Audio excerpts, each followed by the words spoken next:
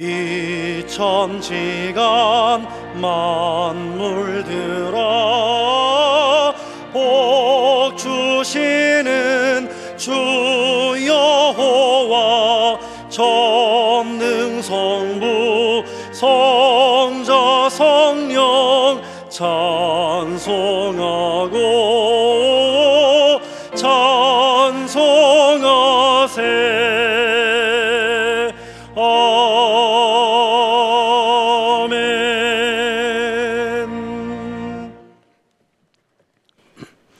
수고하고 무거운 짐진 자들아 다 내게로 오라.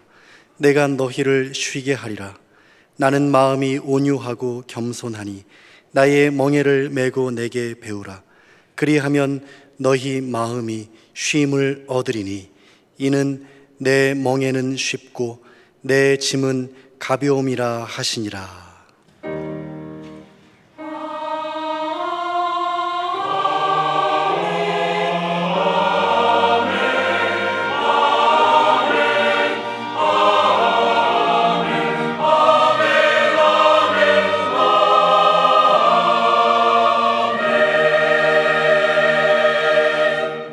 하나님께서 우리에게 주시는 구약의 말씀은 사사기 6장 23절과 24절 말씀입니다. 제가 보는 성경으로 370쪽입니다. 사사기 6장 23절과 24절 말씀입니다. 여호와께서 그에게 이르시되 너는 안심하라. 두려워하지 말라. 죽지 아니하리라 하시니라. 기드온이 여호와를 위하여 거기서 제단을 쌓고 그것을 여호와 살롬이라 하였더라.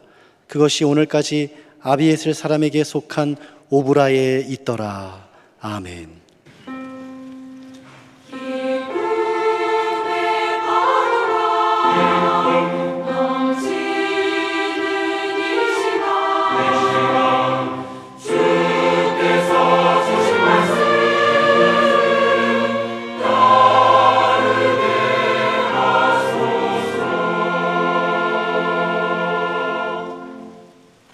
하나님께서 우리에게 주시는 신약의 말씀은 마태복음 14장 22절에서 33절 말씀입니다.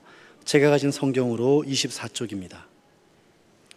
마태복음 14장 22절에서 33절 말씀입니다. 예수께서 즉시 제자들을 재촉하사 자기가 무리를 보내는 동안에 배를 타고 앞서 건너편으로 가게 하시고 무리를 보내신 후에 기도하러 따로 산에 올라가시니라. 저물매 거기 혼자 계시더니 배가 이미 육지에서 술이나 떠나서 바람이 거스름으로 물결로 말미암아 고난을 당하더라. 밤 사경에 예수께서 바다 위로 걸어서 제자들에게 오시니 제자들이 그가 바다 위로 걸어오심을 보고 놀라 유령이라 하며 무서워하여 소리 지르거늘 예수께서 즉시 이르시되 안심하라. 나니 두려워하지 말라. 베드로가 대답하여 이르되 주여 만일 주님이시거든 나를 명하사 물 위로 오라 하소서 하니 오라 하시니 베드로가 배에서 내려 물 위로 걸어서 예수께로 가되 바람을 보고 무서워 빠져가는지라 소리질러 이르되 주여 나를 구원하소서 하니 예수께서 즉시 손을 내밀어 그를 붙잡으시며 이르시되 믿음이 작은 자여 왜 의심하였느냐 하시고 배에 함께 오름에 바람이 그치는지라 배에 있는 사람들이 예수께 절하며 이르되 진실로 하나님의 아들이로소이다 하더라. 아멘. 우리 신앙생활하는 사람들이 오병이어를 모르는 사람이 없습니다. 예수께서 벳세다 광야에서 보리떡 5개와 물고기 2마리로 5,000명을 먹이셨다. 이게 얼마나 대단한 일입니까? 그런데 이 오병이어 이야기를 계속 듣다 보니까 그렇거니 하고 그렇게 아주 크게 놀라지 않는 경향이 있어요. 어떻게 5,000명을 그 자리에서 그렇게 배불리 먹게 할 수 있겠습니까? 식생활에 허덕이던 군중들은 자기들이 보는 앞에서 벌어진 장면, 떡을 배불리 먹고 열광했습니다. 그래서 요한복음 6장 15절을 보면 그러므로 예수께서 그들이 와서 자기를 억지로 붙들어 임금 삼으려는 줄 아시고 다시 혼자 산으로 떠나가시니라. 이 사람이다. 이런 사람을 임금을 삼자. 그러면서 사람들이 막 몰려오고 그러는데 이건 아니다. 그리고 떠나가셨어요. 또 오늘의 신약 본문 말씀 22절과 23절을 보시면 예수께서 즉시 제자들을 재촉하사 자기가 무리를 보내는 동안에 배를 타고 앞서 건너편으로 가게 하시고 무리를 보내신 후에 기도하러 따로 산에 올라가시니라. 저물며 거기 혼자 계시더니 했습니다. 같은 맥락입니다. 예수께서는 헤롯 왕과 바리새인의 박해도 피하고 분별 없는 군중의 환영도 피하여 외로이 산으로 기도하러 가셨습니다. 그리고 24절에 배가 이미 육지에서 수울이나 떠나서 바람이 거스름으로 물결로 말미암아 고난을 당하노라. 제자들이 탄 배가 갈릴리 호수 한복판에서 바람이 거스름으로 파도가 높이 치면서 그 안에 타고 있던 제자들이 고생하고 있었습니다. 25절과 26절에 밤 사경에 예수께서 바다 위로 걸어서 제자들에게 오시니 제자들이 그가 바다 위로 걸어오심을 보고 놀라 유령이라 하며 무서워하여 소리 지르거늘. 여기서 말씀하는 밤 사경이란 오늘날의 새벽 3시부터 6시 사이입니다. 예수님은 따로 가서 기도하시다가 고생하고 있는 제자들을 급히 찾아오셨습니다. 그랬더니 예수님을 본 제자들의 첫 반응은 유령으로 알고 무서워서 소리 질렀습니다. 사실 이제까지 물 위로 걸어오는 사람을 본 일도 없었고 그런 이야기도 들어본 일이 없던 터라 그렇게 했을 가능성도 있습니다. 그러자 좀 더 가까이 오신 주님이 말씀하십니다. 27절에 예수께서 즉시 이르시되 안심하라 나니 두려워하지 말라. 샬롬의 주님께서 먼저 제자들을 안심시켰습니다. 나야 두려워하지 말아라. 28절과 29절에 베드로가 대답하여 이르되 주여 만일 주님이시거든 나를 명하사 물 위로 오라 하소서 하니 오라 하시니 베드로가 배에서 내려 물 위로 걸어서 예수께로 가되. 이게 웬일입니까? 배에서 내려서 물을 처벅처벅 걸어서 주님께로 갔습니다. 그런데 30절로 33절을 보면 바람을 보고 무서워 빠져가는지라 소리질러 이르되 주여 나를 구원하소서 하니 예수께서 즉시 손을 내밀어 그를 붙잡으시며 이르시되 믿음이 작은 자여 왜 의심하였느냐 하시고 배에 함께 오르매 바람이 그치는지라 배에 있는 사람들이 예수께 절하며 이르되 진실로 하나님의 아들이로소이다 하더라. 여기서 우리가 주목해야 할 대목이 있습니다. 깜깜한 새벽녘에 거스르는 물결을 지나며 찾아오신 주님을 유령으로 알았습니다. 오늘날은 영적으로 혼란스러워서 분별하기가 쉽지 않은 시대입니다. 성경 구절을 들이대면서 이래서 이렇다고 하는데 언뜻 보면 딱 들어맞는 것 같지만 전혀 틀리는 경우가 많습니다. 이단이 하는 방법은 예수님을 유령으로 보도록 유도하는 겁니다. 우리나라에 내가 재림 예수라는 사람이 3, 40명이 된다 그래요. 또 그렇게 딱 부러지게 말하지는 않으면서도 자기들이 믿고 따르는 교주가 재림 예수인 것처럼 교묘하게 유도하고 있습니다.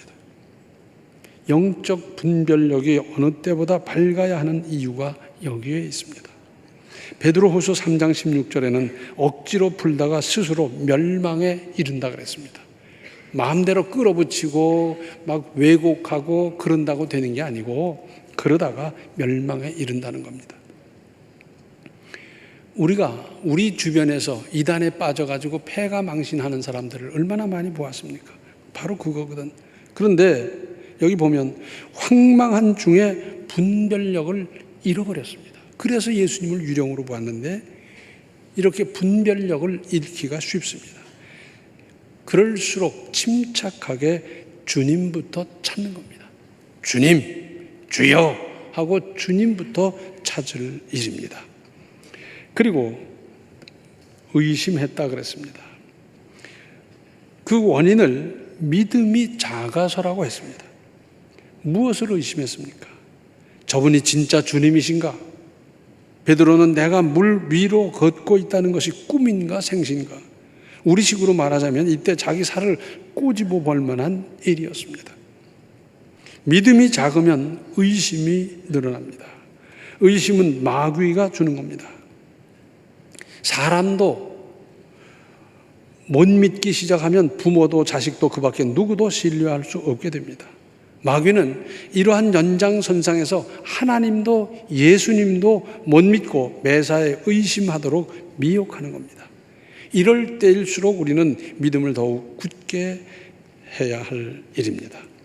누가복음 24장 36절로 43절을 보면 좀 깁니다마는 예수께서 부활하신 후에 있었던 일입니다. 이 말을 할 때에 예수께서 친히 그들 가운데 서서 이르시되 너희에게 평강이 있을지어다 하시니 그들이 놀라고 무서워하여 그 보는 것을 영으로 생각하는지라.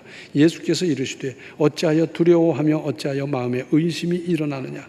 내 손과 발을 보고 나인 줄 알라. 또 나를 만져보라. 영은 살과 뼈가 없으되 너희 보는 바와 같이 나는 있느니라. 이 말씀을 하시고 손과 발을 보이시나 그들이 너무 기쁨으로 아직도 믿지 못하고 놀랍게 여길 때 이르시되 여기 무슨 먹을 것이 있느냐 하시니 이에 구운 생선 한 토막을 드리니 받으사 그 앞에서 잡수시더라.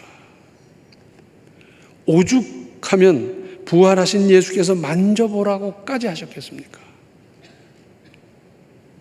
사실은 성령을 받고 나서야 모든 것을 확실히 믿는 믿음에 이르렀습니다. 그러니까 성령으로 확증한 겁니다. 한편 제자들의 믿음도 처음부터 큰 믿음이었다기보다는 예수님과 동고동락하면서 성장해 갔다고 할 수 있습니다. 예수님을 따라 나선 초기에는 믿음의 중요성도 잘 몰랐을 겁니다. 그러나 예수님의 공생의 후반인 누가복음 17장 5절을 보면 제자들이 주님께 우리에게 믿음을 더하소서 합니다. 우리에게 믿음을 더하소서. 그러니까 믿음의 중요성을 알고 그 믿음이 큰 믿음이 되어야 하겠다는 것 아니겠습니까?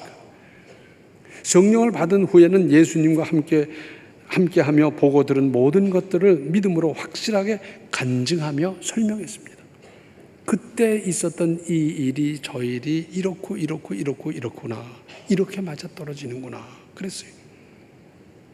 우리 또한 의심이 떠오르면 이렇게 기도하십시오. 우리에게 믿음을 더하소서. 우리에게 믿음을 더하소서. 작은 믿음, 적은 믿음으로 언제까지 의심을 떨쳐버리지 못하고 갈등하며 사시겠습니까?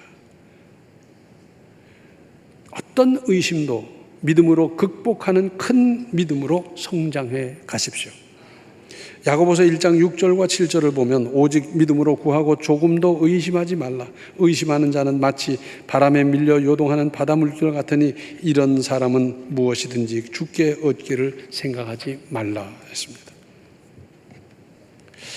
그리고 베드로는 바람을 보고 무서워 빠져갔습니다. 베드로가 주님을 믿고 주님을 바라보는 동안은 용감하게 물결을 밟고 자연법칙까지 초월했지만 바람과 물결을 바라볼 때 공포에 질리게 되고 갑자기 물속으로 빠져들어갔습니다. 성도가 신앙의 대상인 예수 그리스도에게서 눈을 뗄 때 세상의 시험 공포가 엄습해오는 법입니다. 예수 그리스도를 바라보는 한 극복하지 못할 시험도 없고 자기의 힘만으로 당해낼 시험도 없습니다. 불안, 초조, 근심, 걱정은 하나님의 뜻이 아닙니다. 불안, 초조, 근심, 걱정할 만한 와중에서도 하나님을 믿는 믿음으로 안심하고 두려워하지 않는 것이 하나님의 뜻이고 주님께서 그렇게 도와주십니다. 세상을 살아가면서 온갖 것에 두려워하는 경우가 많습니다. 사실은 하나님을 두려워해야 합니다.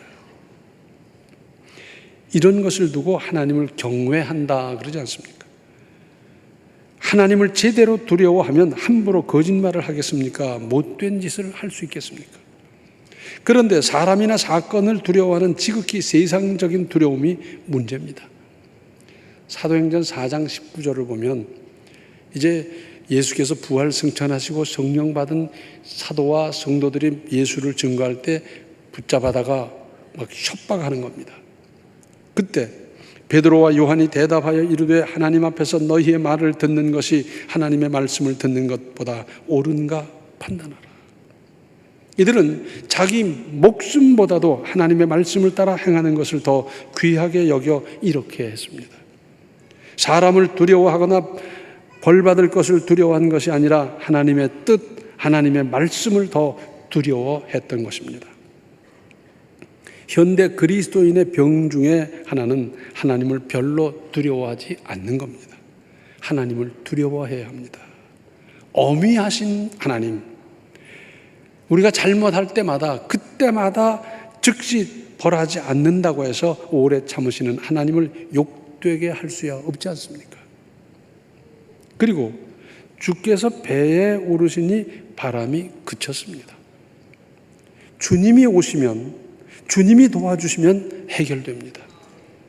그때는 주님이 거기만 계셨지만 지금은 성령으로 내 주변에 얼마든지 계십니다. 그래서 주님을 찾으면 언제든지 우리를 찾아오시고 어떠한 두려움도 이기고 해결할 수 있게 해 주십니다. 모든 것의 모든 것 되시는 주님, 최종적인 열쇠를 가지신 예수님을 찾으십시오.